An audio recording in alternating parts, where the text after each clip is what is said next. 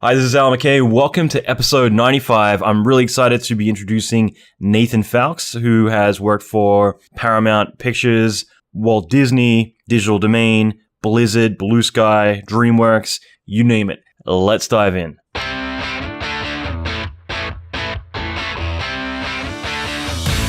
Welcome to the Allan McKay podcast. Allan is an Emmy Award-winning visual effects artist and mentor to many leading industry experts. Listen in as Allan talks with other industry leaders in film, video games, and visual effects about their experience, lessons, and methodology. Allan will teach you pivotal advice to fast-track your career, better your skills, and reach your ultimate dream job. Check out the latest episodes on allanmckay.com. All right, so I'm excited to introduce this episode. This is going to be a fun one. I got to sit down and chat to Nathan a while back, and we talked about a lot of really interesting stuff. Nathan comes from a more traditional background. He's worked on projects like Prince of Egypt, How to Train Your Dragon, The Legend of Puss in Boots, and worked for studios like Blizzard Entertainment, Disney, Riot Games, Ubisoft, Infinity Ward, Blue Sky, DreamWorks Animation, and so many more. And it was really awesome just to discuss a lot of different subjects related to this. I'm going to make the introduction here pretty short because I want to get right into this episode. But if you want to check out the show notes, go to allanmckay.com/95 and you'll check out the show notes there. I've got a new website coming. This month is my goal to get this to happen because 3 years I've been trying to build a new website, and it's been a journey. It's been a very big journey with a lot of failure, a lot of changing clients and trying to find the right place or the right people to do it. And the goal of this is that I want to build a home for me to be able to put content up. Because I feel like right now, the only thing I ever do with my website is post episodes for the podcast, but there is so much training, content, videos. There's so much stuff that I'm doing every single day, every single week that I want to be able to include. And it's been frustrating not having that home to put it all in. And so I'm looking to build a lightning fast website. And this month, September, is going to be it. That's my big goal for this month, is to get that all situated away, get through my Game of Thrones stuff. And I'm also working on a really big course around getting clients and being able to scale up your freelance business. And that's been something that's been in the works for a very long time. So I'm eagerly working on that at the moment too. And yes, there's lots of stuff going on at the moment. And yeah, I'm excited. So definitely more news to come. And in the meantime, I've got a bunch of solo episodes I'll be putting up soon because I've been doing a lot of interviews and I'm enjoying doing those, getting to get a lot of insights and share a lot of insights with a lot of other talented artists. But I've got a few really cool solo ones that I have wanted to do for a long time and mean a lot to me. And I'm hoping will be something that will be beneficial to you as well. And those will be coming up over the next few weeks. But next episode will be with Niall's Prayer, who a lot of you probably have heard of, really talented motion graphics artist, or designer, I should say. And he'll be up next episode, episode 96. So again, if you want to check out the show notes for this episode, go to allanmckay.com/95. One last thing I want to mention is the audio in this episode, at least on my end, gets a little bit glitchy here and there, and I really apologize for that. Usually I record two different sources, so that way no matter what, one of them is going to work out great. And in this case, unfortunately, there was only one audio source, and yeah, for whatever reason, occasionally my audio hiccups a little bit. So I apologize for that. It was really frustrating. I almost didn't want to put out the episode, but there's so much great content in here. So hopefully you can look past that and focus on the great value that Nathan and I are able to discuss throughout this episode. All right, so that is it. Let's dive in. Okay, just quickly, one of the biggest problems that we face as artists is figuring out how much we're worth. Typically, the situation is that we go into job interviews and we're asked how much we're going to charge. We either shoot ourselves in the foot by saying that we charge less than we're worth, so that way we get the gig, and indirectly end up leaving tens of thousands of dollars accumulatively over time on the table rather than actually asking what we should be charging. At the same time, you don't want to alienate your employers by asking for too much and leaving yourself out in the cold. So what I've done is I put together a website, check it out, www.vfxrates.com, and this is a chance for you to be able to put in your experience, your discipline, the location you're working, all the good things that will give you a fairly accurate idea of what you and everyone else should be charging in your discipline. This is something that I'm going to continue to build and flesh out over time, but the key thing is actually that I don't want to just showcase how much you should be worth, but also show you and hand you the tools to grow beyond that and to learn to negotiate better, to learn to ask for the right amount of money in the right way. There's lots of additional tools and information I want to hand over to you. Everything's free. Check it out, vfxrates.com. Put in your information and you'll instantly get notified of how much money you should be charging per hour as a VFX artist. vfxrates.com. I figured we could just start out with, if you just want to give a bit of a brief introduction to who you are and I guess, what are some of the things you've worked on in the past? Yeah, fantastic. So, and I'll say hey to everybody out there because I'm really excited to have a chance to talk here about the thing I think we love the most in life, being the career in art and trying to create something that an audience gets really excited about. So, yeah, my name is Nathan Fowkes. I grew up in a small town and jumped over to Los Angeles. I grew up in a small town in California, but jumped over to Los Angeles to go to art school where I had a great time, but I also got really depressed because the print industry, which is what was being taught in art schools at that time, back in the early 90s, it was dying, and it was dying fast. But then Jurassic Park came out all of a sudden back in, I think it was 93. Mm-hmm.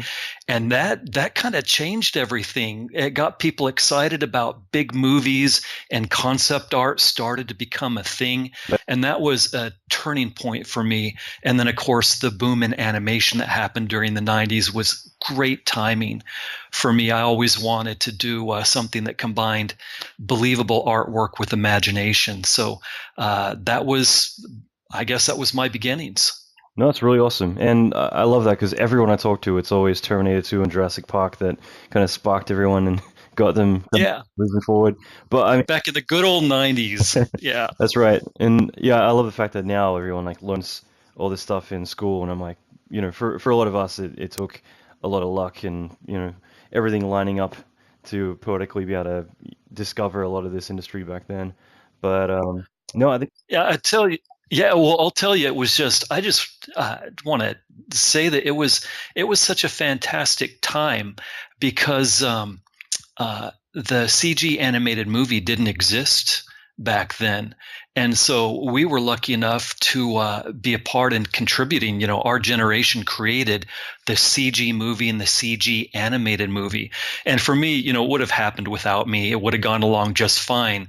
But I've got to be a part of it. And those things are established now, but there's always new spin-offs, the new technologies and new spin-offs that are always drawing new artists and needing somebody to drive it. So those were good times then, but man, right now is such a great time to be an artist. Yeah, I agree. I mean, you look at stuff like Avatar and even all the new tech coming out, there's just so many different ways that things are kind of being reimagined where, for a while I think it got a little bit stale where it's just like, all right, what now? And I think even with visual effects, after you've destroyed Los Angeles for the 10th time, it's like, there's nothing else we can do here, but, something else comes along. But I do love that. I mean, for me, I started out in 2D. I was doing deluxe paint on the Amiga, that sort of background, and eventually got into 3D, and no one had any idea what I did, and I was still a kid back then too, but I was trying to explain it when Toy Story finally came out. I could at least say this is done on a computer, and this is the kind of stuff that I do, just on a much simpler scale. But I definitely think that there was a lot of ground to be broken during that time, and even I guess if you look at Beauty and the Beast, which oddly enough I still haven't seen, but that was a great example where even a 2D Disney movie, they'd be looking at for the ballroom scene, doing all that in computer for all the cell stuff, just because doing that by hand would be so painstakingly brutal to do. And that just kind of showcased a bit of innovation there, where it wasn't all about pushing technology for technology's sake, but also for the sake of being able to get things done cheaper, easier, and less painful. Yes. And I once saw I saw a little cartoon. It had a computer with a little dial on it, and the dial had three settings. One was faster, cheaper, and the third one was dinosaur. I love that. And that's kind of how people look at the computer. But yeah, it's made things better and created its own problems at the same time. Yeah, I mean that's typically how you meant to bid stuff, right? Like you got the triangle, which is when a client wants something, you can either get it faster, cheaper, or better. You can't get all three, so you got to pick two of the three diagrams. And if you wanted to get it faster and cheaper, then it's not going to look as good. But if you want it to be cheaper and better, then it's going to take a lot longer to do. And you can't get all three. So I guess the dinosaur factor would kind of tailor into that somewhere along the way.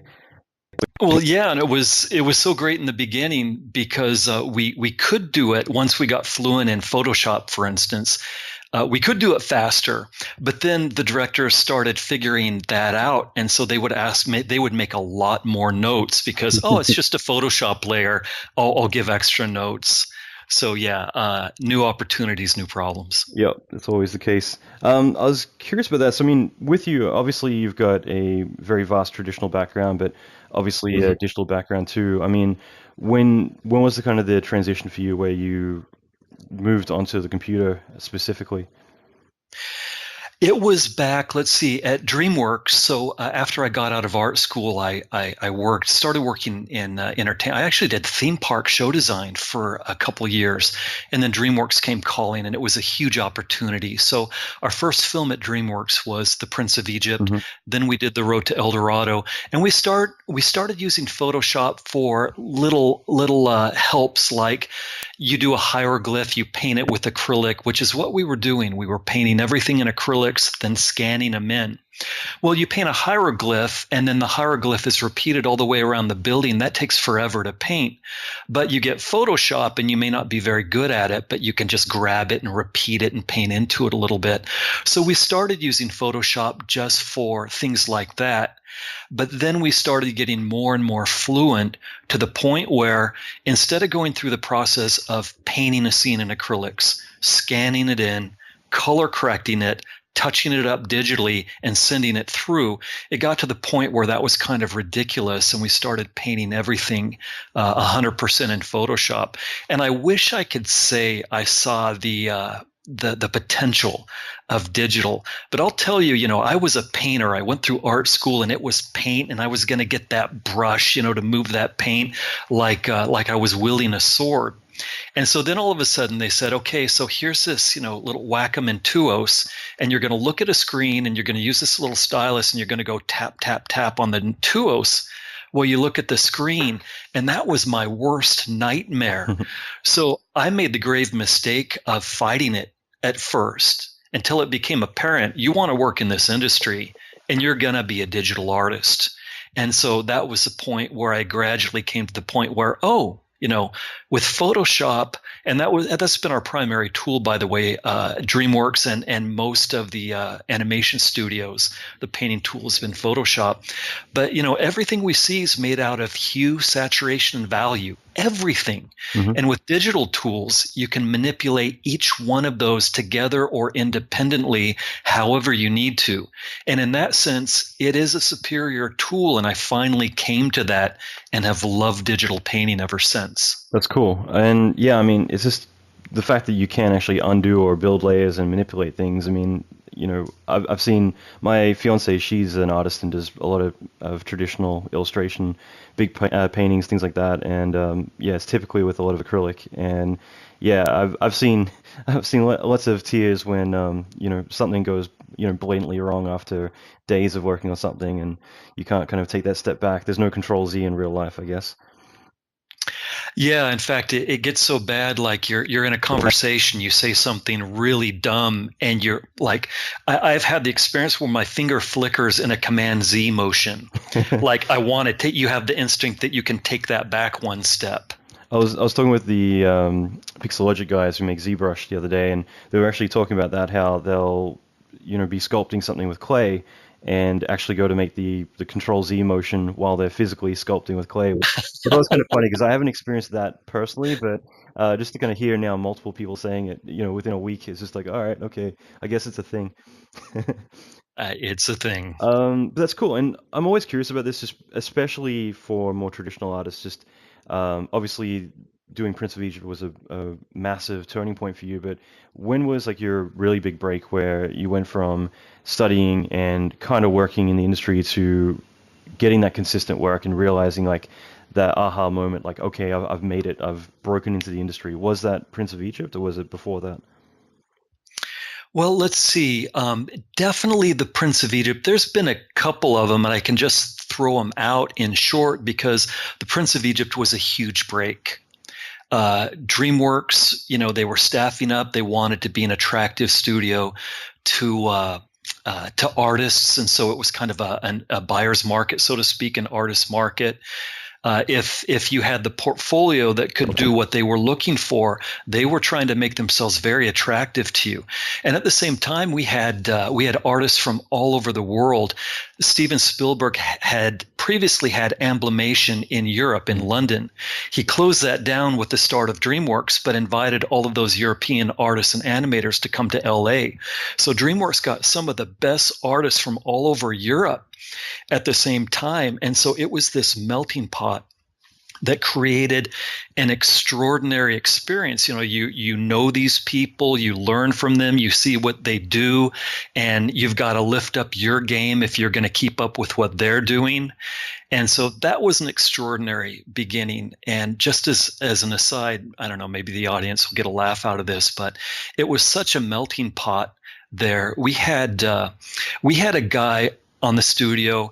He didn't actually work on anything, but he was an old guy in his mid 80s, and Wow. he'd been a major production designer in Hollywood. And so DreamWorks, I don't know the reason, but they gave him this honorary office at the studio for him to just do whatever he wanted. And he bumped into one of the French artists. He said, "Oh, I hear your accent. You're from France, yes?" And the artist said, "Yeah, I'm from France." He said, "Well, where in France are you from?" And he said, "Oh, I'm from Brittany." And the old timer said, "Oh, Brittany, I bombed your town during the war." I saw that coming. How do you respond to that? But he just kind of shook his head, and the old timer was telling him, the war was the best time of his life. Yeah, I've heard similar I've worked with a lot of German guys, and people think it's exactly the same story where it's like, oh, where are you from? And no one knows the town, and this is actually to a Jewish guy, and he's like, oh, I'm located just near like Auschwitz, around that area, like just kind of not connecting the dots with how that could be insensitive to some people. Yeah, I mean, it's kind of amazing though. I mean, you do, I love that because like with the digital industry, it's obviously now kind of aged for a little while, but then you go into the more traditional medium, especially for animation, it just goes back so far.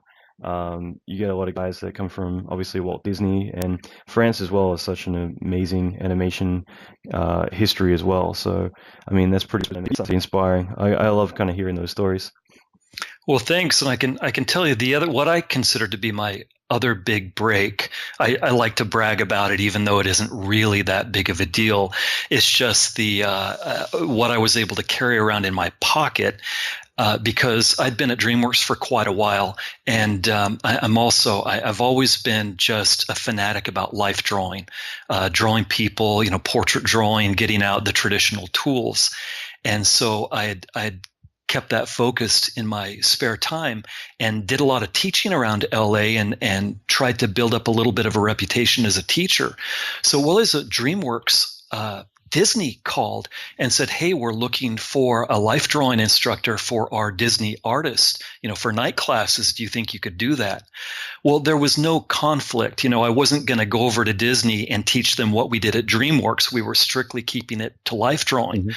And what some people don't know about Disney and their campuses, one of Disney's major campuses is literally across the street from DreamWorks. Like literally, you can throw a rock from the roof and break one of their windows, if you're holding a grudge. So, yeah, exactly. So I accepted, and I would work at DreamWorks, and then for my night class, I would walk across the street, teach my night class.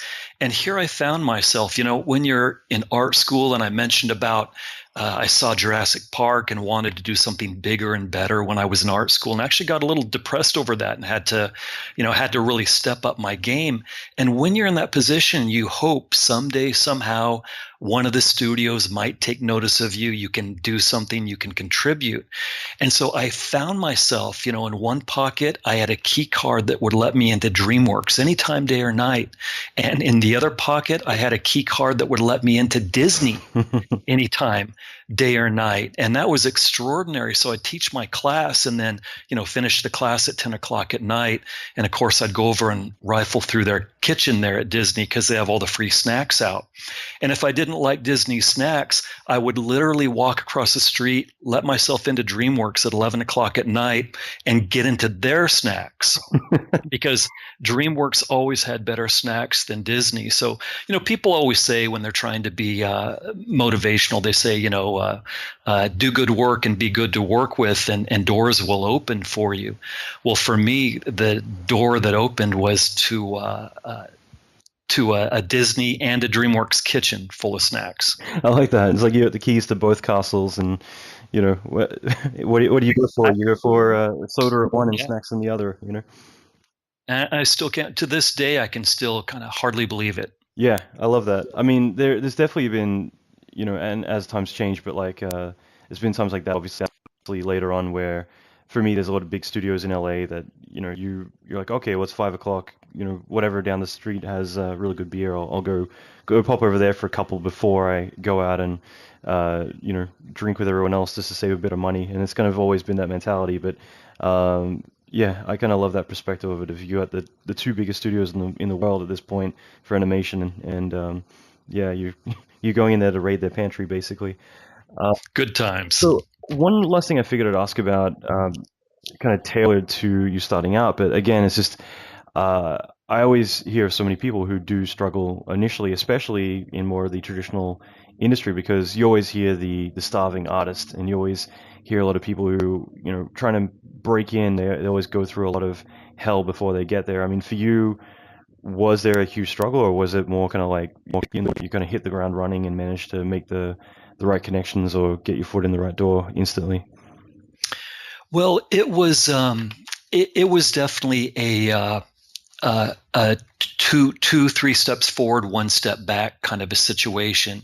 So I was a kid like the rest of us, probably everyone who's listening to this podcast, the kid who drew just like all the other kids did, but just never stopped. And that became the thing. And so I just could not think of doing anything else. And that's been my experience as well, as I've had the chance to rub shoulders with some of the artists I admire most. They just have this look in their eyes where, they're pretty casual, down to earth people. But when it comes to their work, they have this look in their eyes like you cannot tell them that they can't do it. It won't even register. It's like there's no possibility of doing anything else. And so I just kept at it, got myself down to art school, put everything I had into it, found some good work. Like a friend got hired at a place. They said, "Hey, do you know anybody else?" And he said, "Oh, my buddy Nathan, he's a good painter." And so they looked at my portfolio, my art school portfolio, and thought that I could do well enough.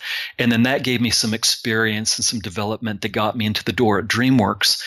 So it was the step-by-step process, but at the same time, there were some pretty big sacrifices. I don't think I ever watched. I love watching TV.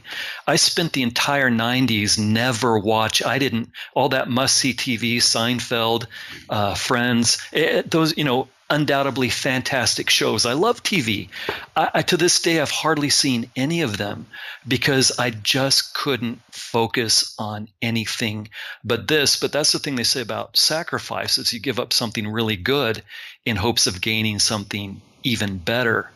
And so that's where I tried to live all through that period, hoping, that just kind of step by step I could build up to something better. I like that. And I think that's something that we all should be able to resonate with, and if not, we should really kind of listen up, because I mean, I think it's very easy, especially these days. A lot of people, when they go into the industry, they expect that it's going to be like, hey, kind of like what you said before, but I get to eat candy and soda all day long and hang out with all the guys, play video games. That's the sort of thing that you hear a lot from like a lot of game studios and film studios. But the thing is, it's not like that at all. You really got to work hard, and a lot of people can come in and goof around and talk to friends or whatever, but if you really want to step up and really want to build a career, it takes a lot of sacrifice. It takes a lot of dedication, and it's my whole philosophy is it's better to do it early in your career.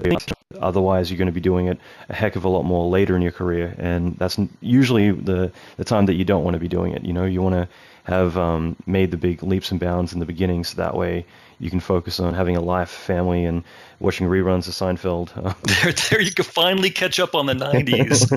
Yeah, I so believe you just hit the nail on the head so much. Your 20s, sure, go off to Europe for a summer, and escape everything. But take your sketchbook with you. And so people say, I'm going off for a year to find myself, and with no plan. I'm sorry. If this is what you're going to do, if people can raise their hand and say, I'm going to be an artist or VFX, technician, artist, whatever it is, if you can raise your hand and say, I am certain that this is what I want to do and this is what I'm going to do, I'm not worried about those people a bit. They will find a way to smash through the barriers and make it happen. The people who, like you describe, like, oh, I like to play games, so maybe I could sketch pictures for games. I'm sorry, pack it in, because the people who are actually doing it don't have an attitude anything like that. Mm-hmm. I agree completely. And for you, like, what's your favorite project so far? I mean, you've worked on a heck of a lot of cool stuff. In fact, everything on your IMDb, I'm just like, hell yeah. Like, it brings back so many memories. What's your favorite project that you've worked on? Well, Prince of Egypt was the favorite project for the same reasons I've talked about. It was so new. We were going to do something great. It was my first feature animated movie. So that was the best project. But I tell you, the project that might have been the most gratifying was How to Train Your Dragon. Mm-hmm. Because, successful movie, well received by both the critics and the audience. And so that's something that anyone would be proud to have played a part in. But it was for different reasons than that. Most people wouldn't be aware that How to Train Your Dragon was actually just a depressing, bone-crushing production, because it took so many bad turns. And this is typical for any movie. Yourself and people out there who are in VFX and art have seen these movies take crazy turns and you throw everything else out. But this happened to an extreme on How to Train Your Dragon, where the story was based on a book. In the book, the characters are maybe 11 years old, and they hired directors who had a specialty in young adult animated movies. And then the studio said, this isn't big enough. It isn't filling the silver screen. We need to bump up. Maybe the characters are going to be somewhere more like 16. And the directors who that wasn't their specialty kind of tried to get their heads around it. Didn't work out. They were let go, and everything was thrown out. We had another director, another 2 years. And this director, great guy, did some great live action movies. But tragically, his wife was suffering from terminal cancer unexpectedly. You can't direct a movie in that position. Yeah. And so he had to leave. And here we are all kind of holding the bag. The design is in disarray. The story's in disarray. And the studio brought in Chris Sanders, and Chris really had a vision for it. And, we're pretty depressed at that point, feeling that people were wanting to get off the project, go on to something fresh. Morale was low. And Chris Sanders came on, and do you know what he said? He said, our main character, the dragon, is not working. We need to start from scratch. Well, we have just a little bit over a year until the release date at this point. And Hiccup, the big black, really great dragon, that totally was not the main character originally. The main character for 5 years of production was a little shrimp of a dragon who, just like Hiccup, the main character who was a little guy in a Viking world who had to use his head, it was the same with the dragon. And Chris Sanders said, this is the reason why the movie isn't working. We don't have a dragon that captivates the audience, fills the silver screen, gives the audience that epic experience that How to Train Your Dragon should be. And so just with a little over a year out, they redesigned the character, reanimated the scenes, and I didn't think they could do it. But we did it. We pulled it together. And I want to tell you what happened on opening night after we had all sunk so far. It's kind of like the jazz musicians say, if you want to get up, you got to get down. And that's exactly where we'd come from. So I went to see the movie with friends, regular neighborhood movie theater. And we watched the movie. And I'm really nervous about what the audience's response is going to be. We get to the end of the movie, and I thought it had a great closing, but there was this single second of dead silence, and I thought, oh no. And then the audience erupted, like clapping, cheering, laughter, like beyond anything I'd seen in a movie theater. And that was like, that may have been, I've mentioned another great moment in my career, and I guess this is the other one. That one moment, I was so thrilled by the response of the audience. I wanted to stand up and thank everyone for their support, which would have been ridiculous. I was a civilian like everybody else. But because we'd gone so low and fought so hard to create something that worked, and in the end it did, that was absolutely thrilling. It was like a career-making moment. That's amazing. And I mean, that's just it. Like after all the hard work, and especially on that project, it sounds like to kind of get that emotional I guess reward from from the audience, like, because usually you forget about all that. You're stuck in a production with deadlines, and it's a business for everyone. As much as you want to be passionate, at the end of the day, it's all about fulfilling what you need on your to-do list for every single day for however many years, and to actually then get reconnected with what it was actually meant to be for in the beginning. It's like you're creating an experience for everyone else, and to actually kind of get to experience that. I mean, it's kind of rare because we forget all that, but like when you actually have those moments, it's pretty amazing. Absolutely, because we get a little jaded. I'm kind of curious with the long development cycle. How do you guys kind of stay focused on that? I mean, because it's brutal. I mean, you want to care about something, but the longer it goes on, the more after a while it just becomes tedious because that light at the end of the tunnel keeps getting further and further away. So I mean, were there ever any periods where people just, got fed up with it, or were there any tricks people found to kind of, especially more from a leadership point of view, to keep everyone focused and to keep everyone excited about what they're doing? Well, it's not just brutal; it's a bloodbath. People feel like the getting into a project, and doing the development and really creating the look of the movie, that sounds like the excitement. And when it works out, it is. But at the same time, I call it a bloodbath because the studio has this script or this idea, and they have some ideas on where it might go, but you don't really know it until you see it. And so they bring on artists, writers, storyboard artists that they think will be a good fit. And some of them are, and some of them aren't. And it's not the artist's fault. It's just some artists kind of find the groove of it, and whoever the management happens to be really respond to it, and others don't. And so it's this process where Steven Spielberg liked your work, but he completely ignored yours. And this has been going on for the past couple of months. So we're going to keep you on the project. And I'm sorry, to the other person, thank you so much. We admire your work. It's not going to be appropriate for this project. Good luck. We hope you find something fulfilling elsewhere. Mm-hmm. And so that definitely happens. But studio management does have to be pretty sensitive to bring people on and off the project in manageable amounts of time, because if someone's on the project for 5 years, the longest I've ever heard of is 7 years. Yeah, that's very, very few people can manage that. I tend to be on a project. Typically, it's usually not longer than 2 years on the project, maybe 3 at the most. And so in the end, it just comes down to the individual artist finding their own way and finding the enthusiasm to come into work in the morning. But it's kind of important to remember it becomes a day-to-day grind, and you step back to where you were in art school and maybe even when you were 13 years old, and you say, those movies that I saw when I was 13 that was just thrilling and the people got to do that, I'm getting to do that.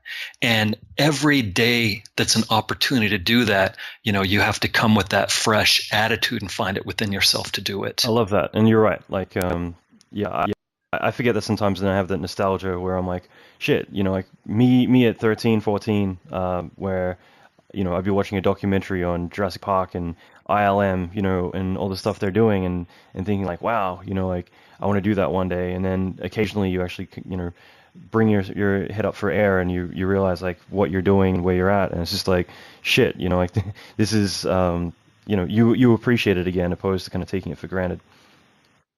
It's true, and at the same time, for me, I'm kind of a money saver by nature, because it kind of lets you do things on your own term. If you have your war chest.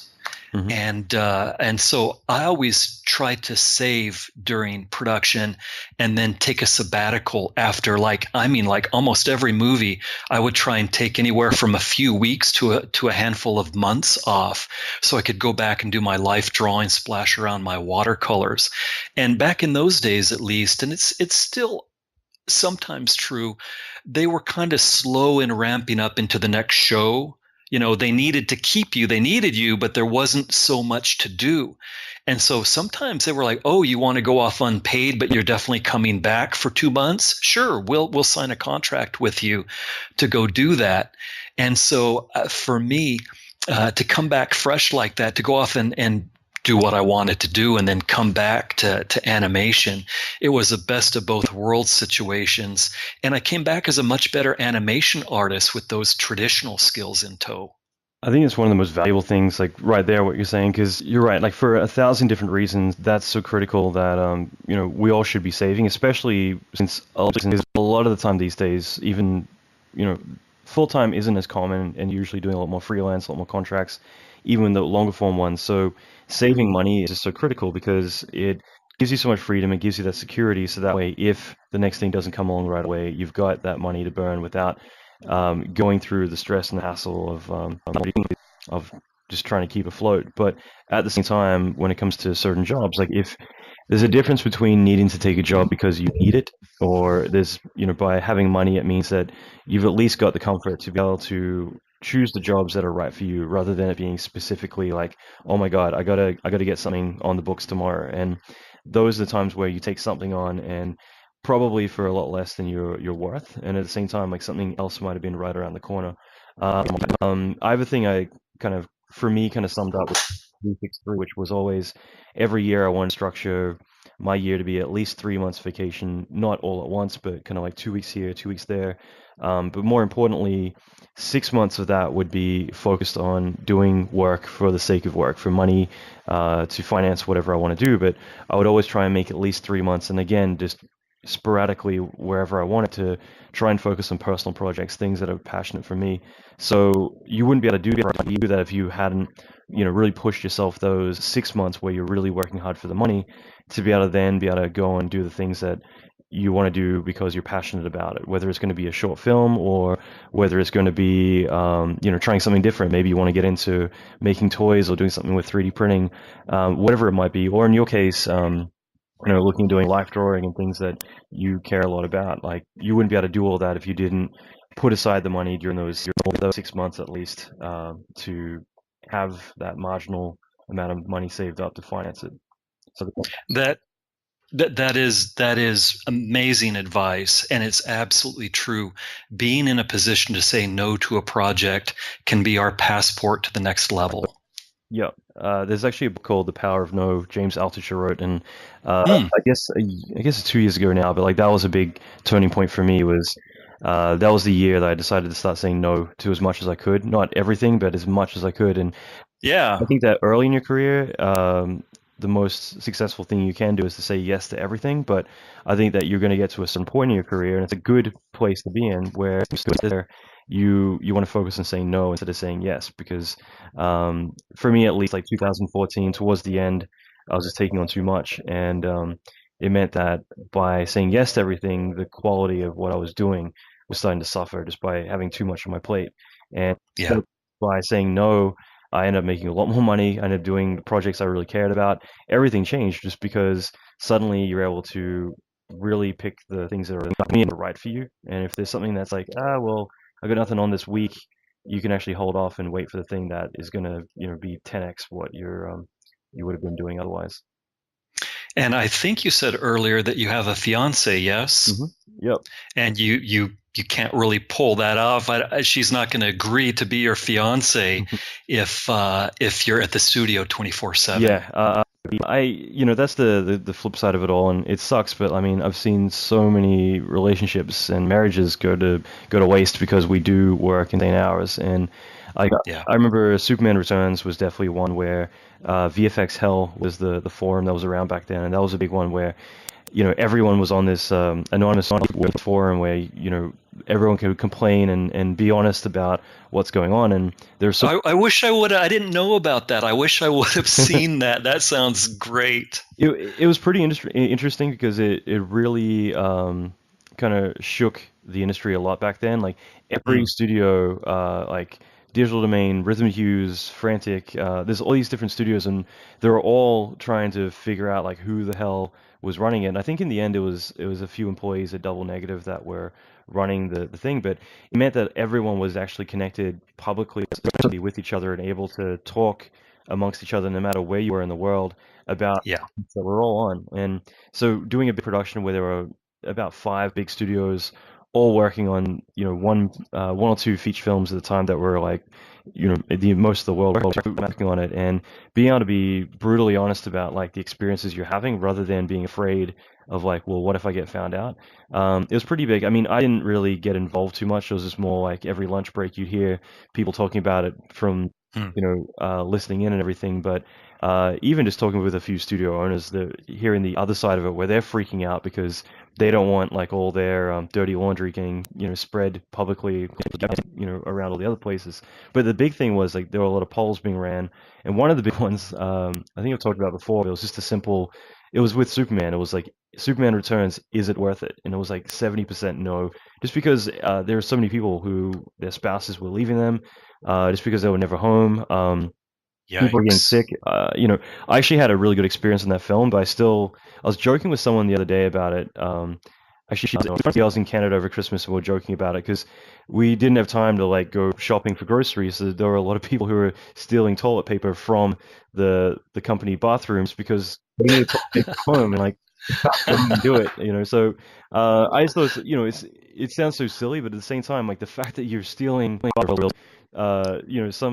something so stupid from work just to get by because you don't have time to like stop for 5 minutes at 7-Eleven. It kind of just painted a picture of like how brutal it was. You'd be doing 36-hour shifts, and there's a lot of craziness going on, and that's kind of like unfortunately it's kind of become accepted. A lot of people wear that on as a badge, that they get to say, hey, I didn't go to sleep for 3 days last week or whatever, as if it's something you should be proud of. Yeah, that's so 21 years old to say that. And then when you hit 31, you feel like an idiot for ever saying something like that. I remember a comment one of my supervisors made that the producer didn't appreciate so much. We were on a project that had just it was in overtime and then more overtime and it went kind of nuts. And the good news in the animation industry at the major studios, there's the union, and you have to be a member of the union to do that. And so we do get paid for that over time. And I know it varies at different VFX shops, and that's an issue. But the producer came in, and we were all in a the dawn of digital. We were all there in the computer lab. We were all together in one room, and that's how it was early on at that time. And the producer said, "Oh, it's so dark in here. How can you guys stand it?" And our supervisor, a painter who was supervisor of the painting department, said, "Oh, it's not a problem for us. It's dark when we come in and it's dark when we leave, so it's all the same." And yeah, he didn't get a very, very friendly response from that comment. I love that. Yeah, I mean, it's so true, especially compositing, things like that too. It's just, yeah, I hate kind of when people do refer to certain departments as like the mole people because they're hiding in the dark, but it's kind of, that's just it. Like there's projects I've worked on where my goal would be to, I was in Germany on one project, and my goal every morning would be to try and get back to my hotel before the joggers came out at like 6 a.m. And Jeez. yeah, and it was just one of those things, like you'd be walking home and the birds are chirping, and it's just like, fuck, like, tomorrow will be the day that I actually get home before daylight.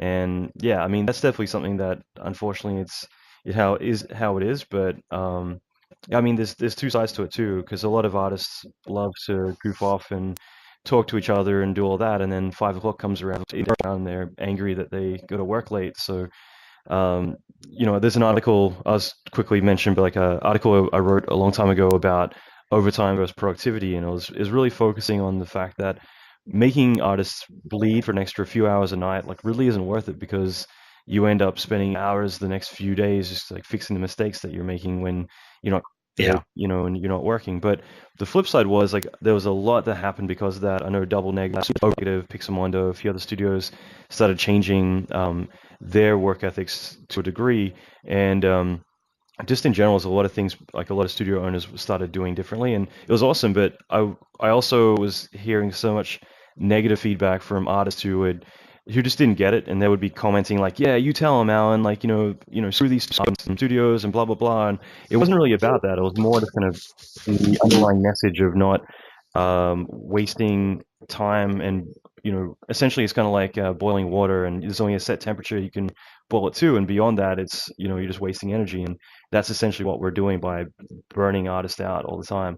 I mean, but at the same time, artists love to come in at 10 a.m., check their email, make some coffee, and then 11 a.m. they'll do some work. Then it's noon, then they'll go out for a lunch for an hour and a half, and then, like I said, by 5 o'clock they've probably done about 3 hours of work. So I Yeah. ended up writing a follow-up, which was all about productivity and really kind of being able to get more efficient with your work. And that's just it. Like if you come in and do a solid 8 hours work, then most of the time I hope, can go home on time, just because you're doing what you're hired to do in the first place.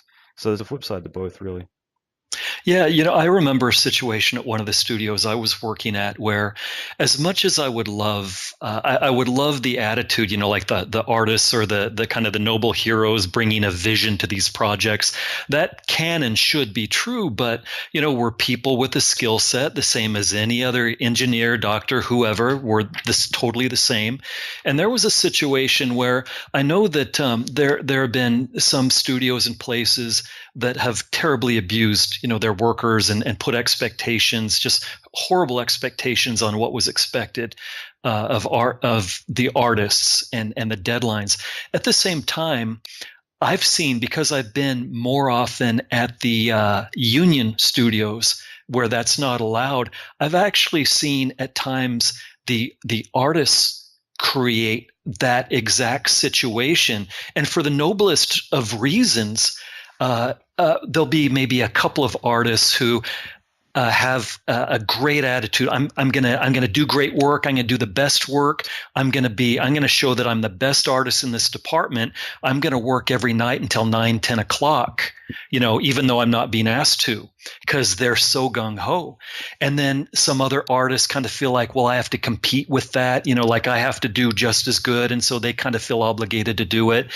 And then all of a sudden, there becomes this culture of working free overtime that was not created by the studio, even though that does happen.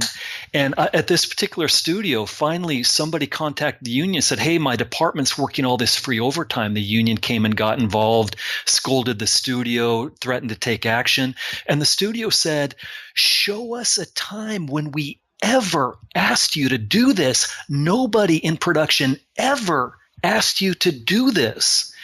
And so it was it was the opposite situation, just like you described. And so, we've got to be the heroes, bringing a vision to these projects, but we also have to have some responsibility. That's right. Like that should be one of those things where everyone's told to go home at a certain time, because you're right. Some people, some people do just love what they do, and they either want to do it to prove to everyone else that, they're kicking butt and to get a step up, or maybe they just that in love with what they're doing. But it does set an example where it's going to reflect on other people. You got the blind leading the blind, where one by one everyone falls into place, and then suddenly there could be resentment from the one artist who's actually going home when everyone else is working late. And it's like, well, no one told me to stay out late and work all these hours, but if everyone else is doing it, then you're kind of seen as the lazy one for not joining the team.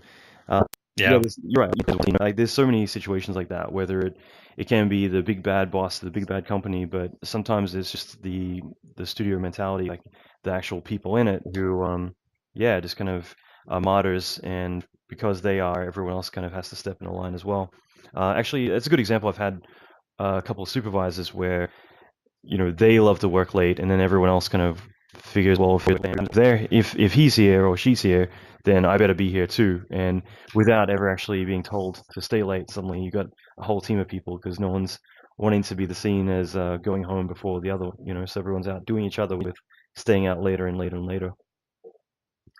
Yes. Curious, like, do you have any, just on this subject actually, do you have any kind of rituals or habits you have for managing yourself, or being really on top of your time and your work, just in general? Well, speaking of hours, so I'm working independently now. I was at DreamWorks for 15 really great years, and then broke away and went independent and set myself up. I incorporated as Nathan Fowkes Studio, which is just me. I don't have a team or anything, and so I've been working either freelance or as an independent contractor, but full time on films. But that's given me the luxury to work the hours that work best for me. So when I can, and for a lot of the time and for long stretches, I actually prefer, speaking of working late, I prefer to work the other 9 to 5. In the afternoon, take care of business, answer emails. There's so much business stuff that you have to do that takes you away from art, and I've got to get that done, and then I start work, and then I'm able to totally spend the evening with my family. Got a wife, got kids, and then everyone goes to bed, and that's when work really starts. I work through the night, and I'm not able to always do that. But that's actually typical, because the kind of work that I do, I've been at this for 25 years now, and there's a kind of a muscle memory component where you've been at this for a long time. You need peace, you need quiet. You don't need an email, a phone call, or somebody checking in with you, because if you have those distractions that need to be taken care of, all of that time, the past decades, just doesn't have a chance to click into place for you to really find that sense of flow where the work is happening, it's coming together, it's flowing, and it's productive. And so that's an extreme measure, but it's kind of what I've had to do my very best work. And beyond that, I actually keep a little journal, because we all have moments where we feel like you feel on top of the world. You feel like, I can do something really good. There's opportunities out there. And I keep this little journal of times when I've just felt like the world is at my fingertips. And, those moments don't happen that often. But I read back through those, and I start to get that feeling again. Like, if I apply myself, maybe I can actually do something pretty cool. And then I start to get really excited. And it's my little life hack to bring that. Maybe you went to a concert and you came out of it feeling on top of the world. You make a note of it. And then, you get up, you don't really feel like getting into the groove. It's just not there. You open up that journal and you remember that great moment, and a little flash of that feeling comes back. And then all of a sudden, you're starting to get ready to get in that flow. And so I have a few little hacks like that help me feel the way I need to feel to really do my best work. That's awesome because I think that most people they're the reverse. You know, you let's say you get like 100 comments on your Facebook, and then there's one negative. Like everyone walks away with that negative one in the back Yes. of the day, whereas you're focusing on all the positive ones that kind of recharge you. I'm kind of curious with journaling. Do you do it more on the computer or on pen and paper? Like, what's your kind of ritual for doing that? No, pen and pencil and paper journal. I love the computer, but I'm a sketchbook fanatic. If you could see me right now, I have a shelf in front of me filled with, it must be about 30 different sketchbooks. And then right here at my desk, right within my hand's reach down on my desk, are the 6 sketchbooks that I'm currently working in when I take breaks. You know, they each one has a different kind of theme or purpose. And then I have shelves over on the other side of all my sketchbooks from the past 20, 30 years, which is dozens and dozens and dozens. I live for putting a pencil to paper. So definitely a journal. That's awesome. Yeah, for me, I try these days to keep all my notes on the computer, but like, yeah, I still love pen and paper. I've got, not necessarily for drawing, but just for, I guess, for to-do lists and keep myself organized. But there's something about pen and paper. It's just the physical process of going through it. It just connects you a lot more with, at least for me, like mentally with what I'm doing. You mentioned other life hacks. I mean, other ones you want to kind of share? I know it's kind of throwing you on the spot, so. Yeah, that's a good question. I might have to think about that one a little bit, because I'm sure I could come up with a couple, sleeping on it. So just in general, like working from home, I mean, I've been doing that most of my career as well.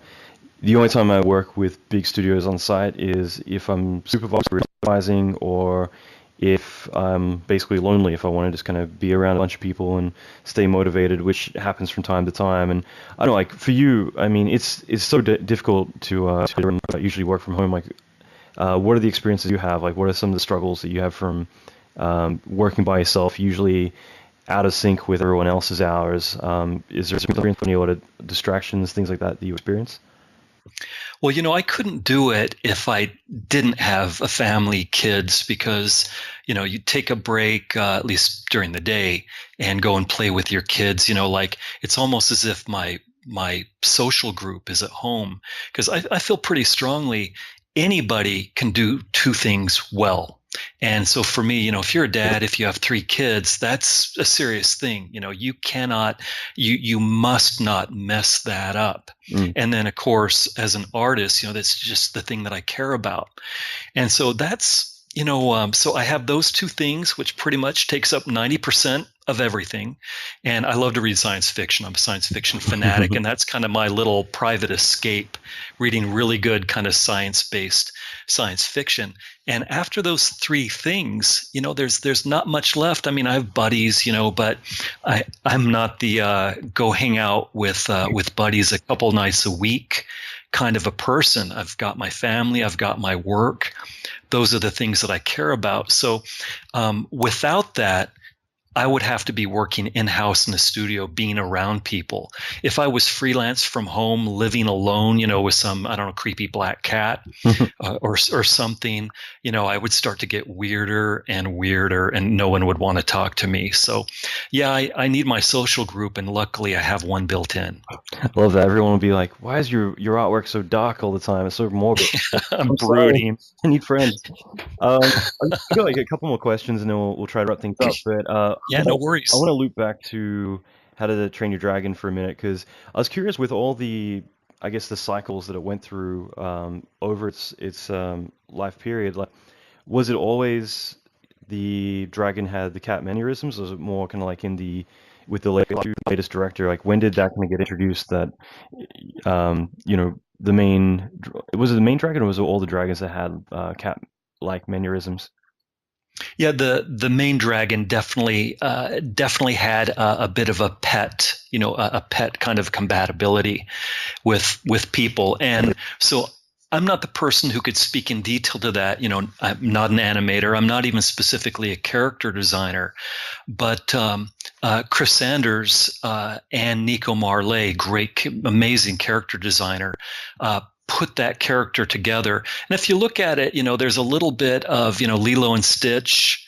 That was also Chris Sanders, and there's a little bit of that same kind of familiarity in the How to Train Your Dragon character, because back in Lilo and Stitch, Stitch was he was like a pet gone wrong, and so there was a similar kind of a feel for Hiccup, the main dragon character, because early on, as I mentioned earlier, he was a little shrimp dragon, and they kept that. They had that character built, modeled, completely set, and so they actually used that little shrimp of a dragon character as a background, just a little creature running around in the scenes.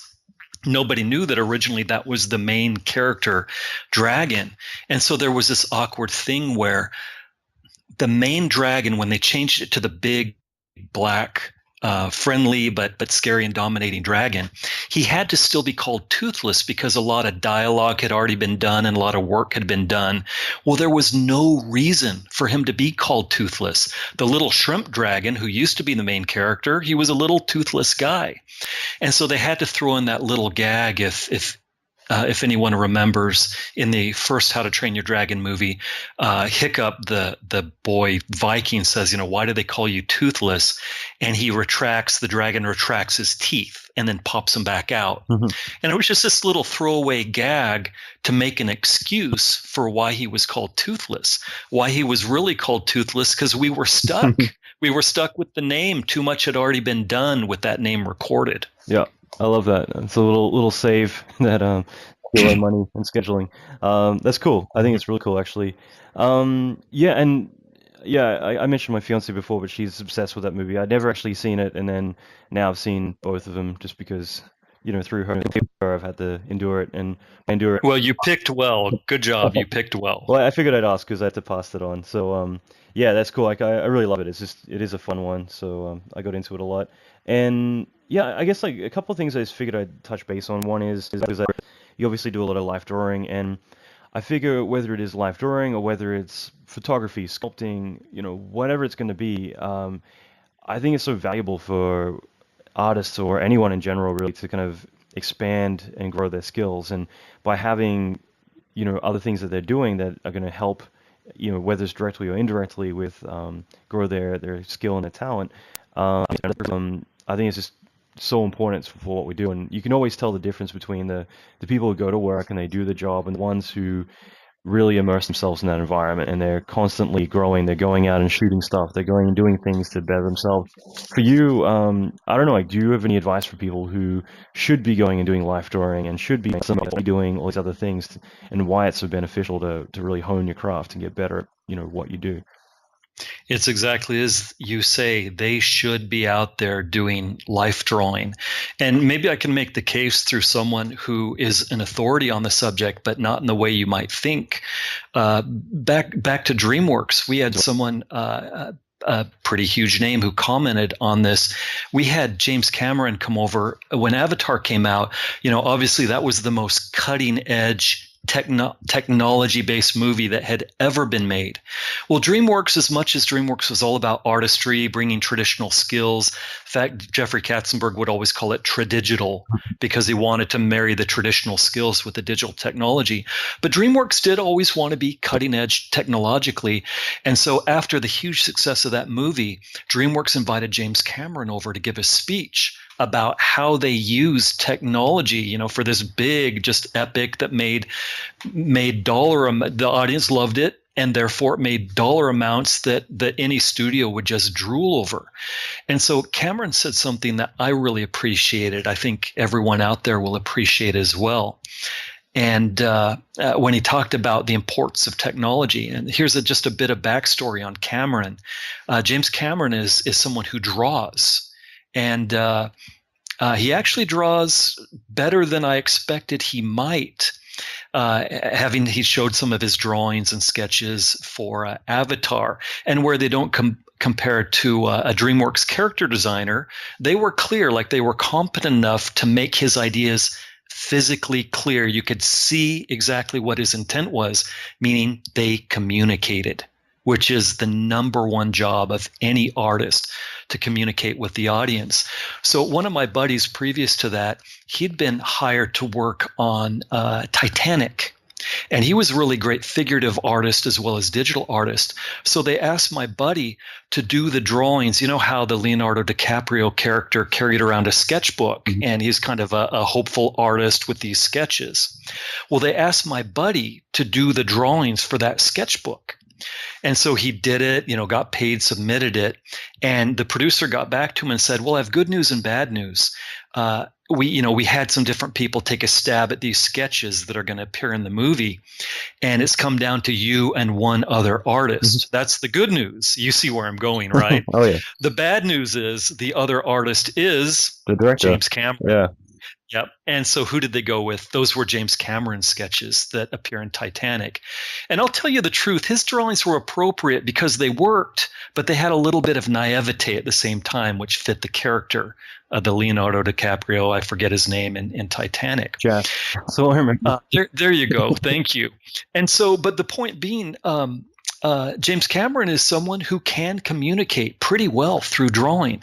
And so he said, with all the technology and everything I'm talking about here, I need you to know that every single technology and tool that I have ever used in my, 40 years in VFX today has become 100% obsolete. They've all come and gone. And the only thing that has stood that test of time is the pencil. Mm-hmm. Because technology will change in 5 years and you'll have to adapt to the next one. But I need a team of artists that can quickly sketch out ideas, put them up on the wall. We start responding to them. We get the ball rolling. The momentum starts building. If I have to wait for someone to sketch an idea, then somebody models it and then they put it on the screen and do the little turntable turnaround. But it looks kind of boring because the arms are straight out, so we can see all the detail. He said, if I have to wait for all those technologies to come together, not only will we not meet our production deadline, we'll lose our creative spark. And so that was his end comment, the pencil trumps the technology, because what it comes down to in the end is an artist has to use whatever tool is available to them to clearly communicate with their intended audience. I think it's amazing. I didn't actually know that about Titanic as well. Yeah, Cameron came to ILM when I was there because we were working on Avatar for the final few shots, and it was kind of cool getting to do a Q&A with him for a lot of the production, and that's it. I do remember him bringing that up, not specifically as in depth as I guess he did at DreamWorks, but definitely discussing like how critical it is to be able to communicate through drawings and concepts. And you're right. Like I think that even if it doesn't matter as much about like you do a beautiful drawing as much as it is about communicating, and that's the same with vocabulary and everything else. You can sort of complicate it with their words, but you could alienate everyone around you, or you are able to do something that people get. They're able to understand what you're saying, and the same with drawing, being able to get your point across so that we can work together as a team rather than it being necessarily these beautiful things that later obviously come into the process. That's great. And again, because I feel like everyone's going to be able to get so much value from your experience.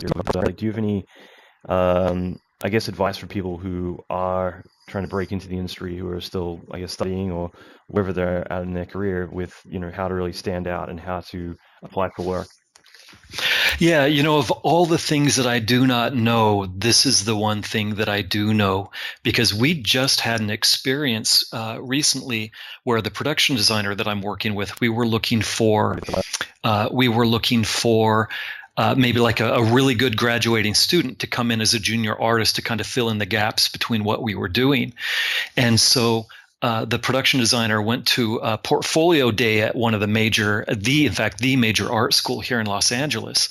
And it is a good art school, and I was surprised at the response that we got, because it shouldn't be the case.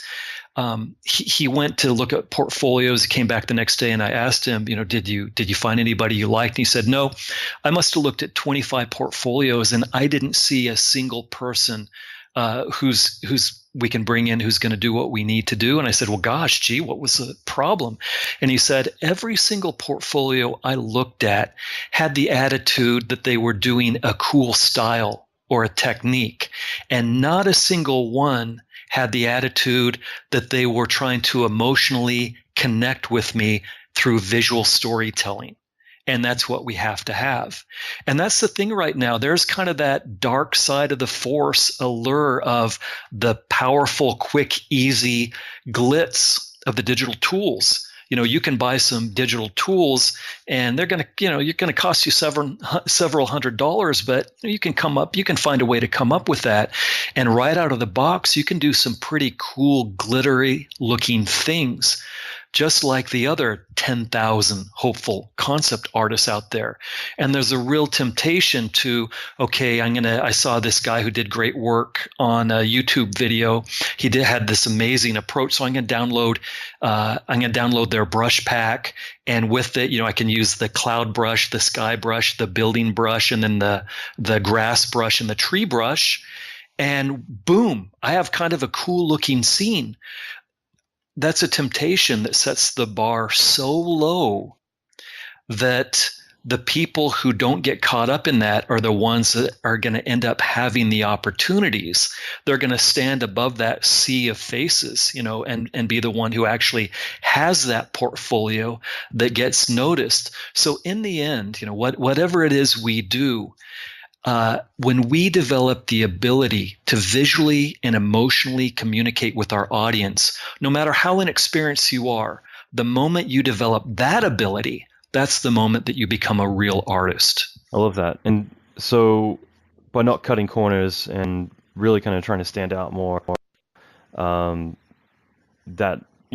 definitely going to help you a lot more, rather than, you're right, trying to find something that looks pretty and looks cool that is replicated 100 times, that everyone is able to kind of achieve the same kind of look. Yeah, I think you did. I had a look through your YouTube, and I think you had a breakdown of some. I can't remember the title, unfortunately, but maybe you can. But essentially, a lot of bad habits of stuff that looks really great, but ultimately kind of falls in that category of being very cliche or overused. Is that right?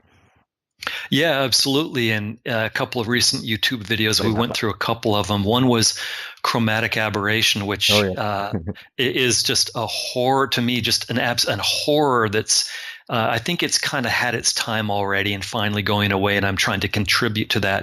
And it's not really chromatic aberration, which is, like a cheap camera lens will slightly separate and you'll get kind of a red rim and a cyan rim on images. And so what was happening was, it was this exact same thing. So many artists, they would do like a black and white painting, to work things out, and then they'd use digital tools to bring color to it. And what they didn't do and didn't have the experience in is local colors. Every object has its own color, a red shirt, green grass, whatever it is. And so they would have these. It's extremely difficult. You have whether you have colored theatrical lights or just daylight, you combine blue skylight, warm yellow light with all this combination of local colors of objects. That gets mind-numbingly complex to deal with and to design, and yet that's what we have to develop the ability to do. So what they were doing is they were completely ignoring that complexity. After all, it was too hard. And they would just do that channel separation, pull apart the red channel so that everything had this little red rim and cyan rim to give their image an artificial pop of color. And it was something that just spread like wildfire through young, hopeful concept artists, because it gave this quick, easy pop of color to their work. And I mean, it got to the point where I feel like I had to look away from the work. My eyes start bleeding from the eyes with this thing. And so I had to do it. I did this YouTube video about better solutions that are actually more manageable than you think about just dealing with the complexities of color, breaking them down into manageable yet visually interesting ideas. I love that. I guess the chromatic aberration is today's Photoshop lens flare or whatever from the 90s, or emboss Yep. and Photoshop clouds and all the Yep. stuff that we would see on every web page when the internet just kind of surfaced for the first time, and everyone's just like making these hideous images everywhere. The evil lure of the tools. It's true. I still do remember I was on IRC, like Internet Relay Chat, like back in the day, and I remember asking someone like what they're up to or something, and they said just applying filters to their art until it looks good. To me, it's just like it made me want to cry, because like I was just in the days of kind of doing traditional art, but just to see someone who's just essentially applying actions or whatever it's going to be back then to get something, and hopefully randomly they'll discover something cool rather than actually going and making something. You know what I mean? But Yeah. I guess that's where you differentiate between art and whatever it is, all the shortcuts that you're, I guess, talking about as well. I guess to wrap things up, though, you and I are both going to be in Paris in 30 days, as Patrice emailed me today about. So less than 30 days. What's your talk going to be on? My talk is going to be on a near and dear subject. So I love the landscape, and as you know, character design is critically important for any project, and yet I'm not primarily a character designer. I believe in the landscape. So I want to talk about the power of the landscape and how we can use it to best effect in our concept art. That's awesome. Yeah, I'm looking forward to it. There's going to be a lot of really cool speakers at the event, so I'm kind of looking forward to checking out your talk and a lot of the others, as well as getting to have a few glasses of wine and kick back as well. So yeah, I'm really excited about it. This is my first year going and being invited as one of the speakers. And because I wasn't familiar with it, a couple friends of mine had actually done it previous years. And so when I got the invite, I emailed them, and said, hey, was this worth it? Was this a good idea? Were you treated well? And they emailed back, both of them. They're like, "Oh my God, it was amazing. We had a great time. Met a lot of people. We were well taken care of." And so I can't give a raving review having not done it yet, but these are people I trust. So anybody out there, if you can get yourself over to Paris. What are we, about a month away? We're just like 5 weeks away. If you can come over and join our master classes, I think we're going to have a rip-roaring good time. Just curious, who are you talking to? I was talking to Mark Simonetti. What is one of my? Okay. Do you know him? Oh yeah. Well, I've been going every year, and I don't know, like for some reason we became like best friends within the first day. I'll just quickly interrupt and say that we met in the hotel, and we decided to ditch everyone and go to the Hard Rock Cafe, just because it was like the cheesiest thing we could do is like, you're in Paris, you go to McDonald's or the Hard Rock Cafe or something stupid, and yeah, just had some beers, and like after that we're like best friends. So yeah, I love Mark. All right. Well, no, he's an a-hole. Yeah. So he's actually way back when, he's a former student of mine, and he's totally not a student anymore. Total pro. So Mark, I'm not putting you in the student category. That was then, this is now. But yeah, I had the opportunity to actually have him in one of my classes. Mm-hmm. That's cool. And who was the other? Just so I can call more people a-holes. Jason Shire is an artist that I worked with for many years at DreamWorks, and so I know Jason quite well. That's awesome. Yeah, like both, because this is the third time, and yeah, each time it's just been really cool. Like there's been a really great turnout, and like last year we had God, I can't believe I'm forgetting Craig Mullins. Craig Mullins was there, which was really cool to meet him, because I grew up loving all his matte paintings when I was, getting into 2D and 3D, and I dabbled in matte painting, terribly dabbled in matte painting, but he's the man. He's always been the man and still is. Yeah, I forgot about it, and I went out to I think I mentioned on a different episode, but I had a few beers in Marina Del Rey with a few of the matte painters working on Game of Thrones, and as I'm sitting there, I remember that I'm about to go off and to Paris, and I punched one of them in the arm, and I was like, oh yeah, I'm going to be drinking and catching up with Craig Mullins next week, and yeah, I managed to be the most hated person at the table, and so I had to send a few photos of Craig and I just to rub it in while I was over there. But yeah, I mean, it's just been fun because there's so many people that I know in LA, even that whenever we get to go to Paris, it's like this is the first time we ever really get to hang out because we're always so busy back home, and it's kind of a good excuse just for a few days to eat good food, drink some good wine, and just hang out with good friends. Oh, yeah. And if you don't mind me sneaking in another little tiny pitch in there, my teaching now, because I talked about how family and work, pretty much takes over my life, but I want teaching to always, I want to keep doing it. So I'm primarily teaching online. It's we have a fantastic setup at schoolism.com, but I say that because recently we got Craig Mullins on board as one of our instructors.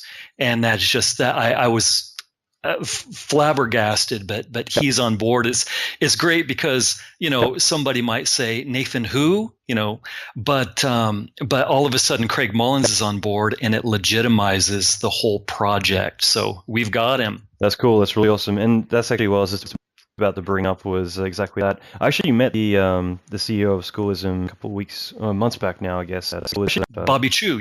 Yeah. I was at a conference in Austin. Really cool guy, and I just think it's pretty innovative, like what all of you guys are doing, having a platform that is so robust. What would be, if people want to reach out and find out a little bit more about you and check out some of your training, like where would you recommend going? I have I keep active across most of the social media. You can Nathan Fowkes art on the usual Twitter, Facebook, Instagram, and people can always go at Schoolism. I have an instructor page that gives it's schoolism.com, but it gives my complete bio and kind of who I am and what I do and what kind of things I know that that I feel like I know enough about to be able to teach on. So all of those things are out there. I post every single day, try and post a little piece of artwork and occasionally a big piece of artwork on social media every day, just to keep something, kind of keep the momentum up and out there. Mm-hmm. That's great, man. It's really great. And again, I just want to say thanks. It was really great talking to you and getting to get some insight into your massive career and background.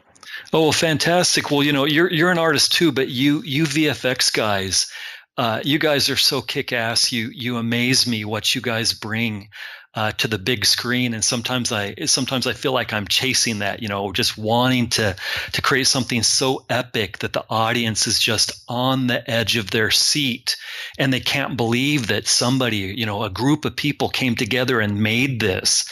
That's the most thrilling part of our industry. So it's been fantastic for me as well. That's awesome, man. Well, it's teamwork. And I mean, that's what I love about our industry is it's not one person, it's a whole team of people, sometimes slaving away for years in some of the cases you've mentioned. But at the end, we get to kick back and see it on the big screen, which is the fun part. Amen to that. Cool, mate. Well, thank you again for everything. This has been great. My pleasure.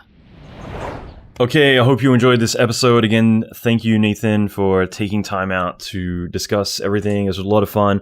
And yeah, that is it for now. If you want to check out the show notes, go to allanmckay.com/95. And if you do me the biggest favor in the world, share this episode with someone.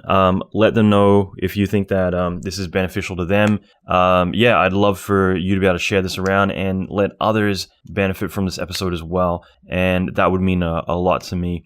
So I'm going to leave it there, and I'll be back next episode with Niall's Prayer. And I've got a few really special episodes coming up shortly after that. All right, so that's it for now. I'm going to go grab a beer because as I'm recording this, it's Friday afternoon and I'm Australian. This is what we do. So that's it for now. Rock on.